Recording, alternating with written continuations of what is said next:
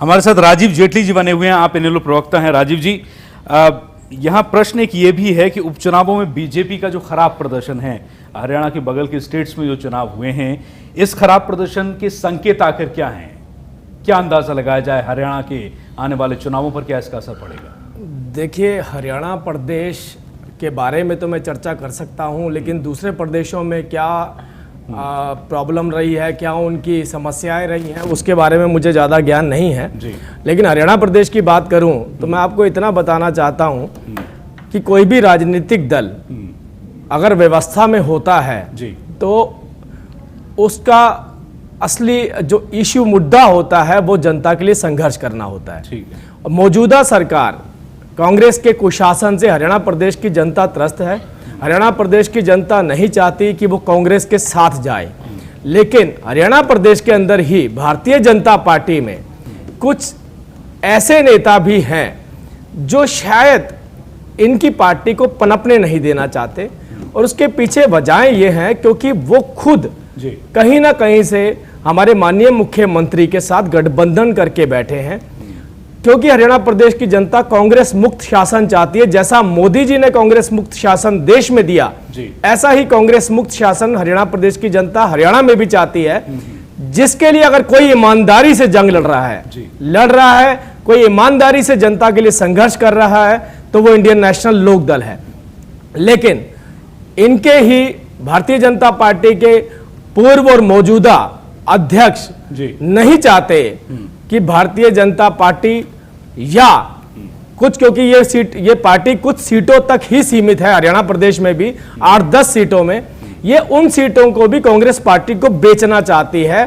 कहीं पे जात बिरादरी के आधार पे गठबंधन कर रखा है, तो कहीं पे आर्थिक रूप से गठबंधन कर रखा है। ये दोनों ही मिली भगत से काम करना चाहते हैं, क्योंकि इनके निजी फायदे कांग्रेस पार्टी में माननीय मुख्यमंत्री से जितने हो सकते हैं, शायद उतने फायदे इनको भारतीय जनता पार्टी की गठबंधन में, सरकार में कभी नहीं हो सकते।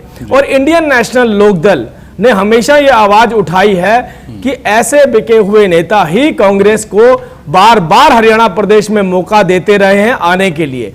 लेकिन इस बार इंडियन नेशनल लोक दल मेजॉरिटी में सरकार बनाने के लिए सक्षम है, तो आज ये अपने निजी फायदे कितने भी कर लें, हरियाणा प्रदेश के अंदर कांग्रेस मुक्त शासन दिया जाएगा। ये बात जरूर है कि वो भारतीय जनता पार्टी नहीं, इंडियन नेशनल लोक दल के द्वारा दिया जाएगा। बिल्कुल। ये एक बात मैं कहूंगा इसमें जेटली जी के लिए कि जेटली जी वो लोग जेल में बैठे हुए, और जो जेल में है वो किस तरीके का मुक्त देंगे, हम ये दावा कर सकते हैं। पिछले माननीय कुलदीप जी पिछले 10 साल से संघर्ष कर रहे हैं। हम लोग 10 साल से वंचित वर्ग के लोगों की लड़ाई लड़ रहे हैं। हम लोग जेलों में गए हैं, परंतु देश की जनता के लिए गए हैं।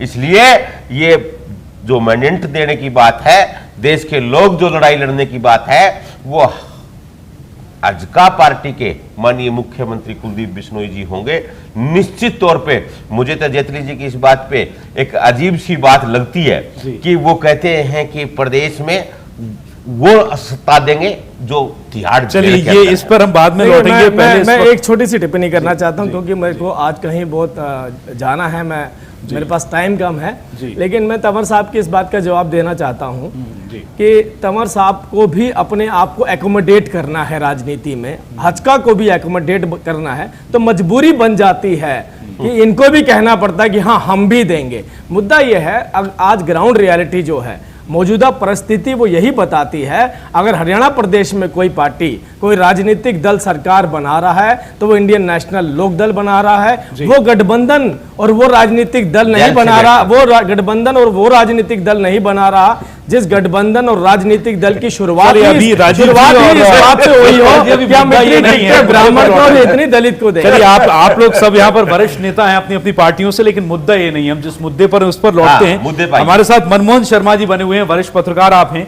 मनमोहन जी, अभी राजीव जी ने कहा जैसा कि और स्टेट्स से हम हरियाणा को कंपेयर कैसे करें, लेकिन बड़ा सवाल आखिर ये है कि उपचुनावों में बीजेपी का जो खराब प्रदर्शन है, उससे हमें हरियाणा प्रदेश को लेकर क्या संकेत मिलते हैं? देखिए, ये तो साफ है कि बीजेपी का एक जो दावा हुआ करता था, पार्टी विद डिफरेंस, वो खत्म हो गया। इन्होंने जितने दल बदलू हैं उन सबको अपने यहाँ ले लिया। चलिए मनमोहन जी, आपको 1 मिनट के लिए मैं रोकना चाहूंगा। हमारे साथ प्रदीप जेलदार जी भी जुड़ चुके हैं, जो कि कांग्रेस के प्रदेश प्रवक्ता हैं हरियाणा प्रदेश के। प्रदीप जी, पैनल में चर्चा हमारी लगातार चल रही है, आपका भी बहुत बहुत स्वागत है जुड़ने के लिए। अच्छा, लौटेंगे जी मनमोहन जी। दूसरी बात ये है कि जो रिजल्ट आए हैं वो बेहद निराशाजनक हैं। जैसे यूपी में सारी सीटें बीजेपी की थी जी, और वो उनमें से मेजॉरिटी जो है 7 जो हैं वो समाजवादी पार्टी के पास है। सिर्फ बीजेपी जो है वो 3 सीटें अभी तक जीत पाई। यही स्थिति जो है राजस्थान में है, 4 सीटें बीजेपी के पास थी जी, जो कि उसके हाथ से निकल गई। और यही बात गुजरात तक में है। गुजरात में 9 सीटें जो थी बीजेपी की थी, उसमें भी कांग्रेस 3 ले गई। जी, तो इसका स्पष्ट संकेत ये है कि जो मोदी जी की हवा थी वो अब हवा नहीं है।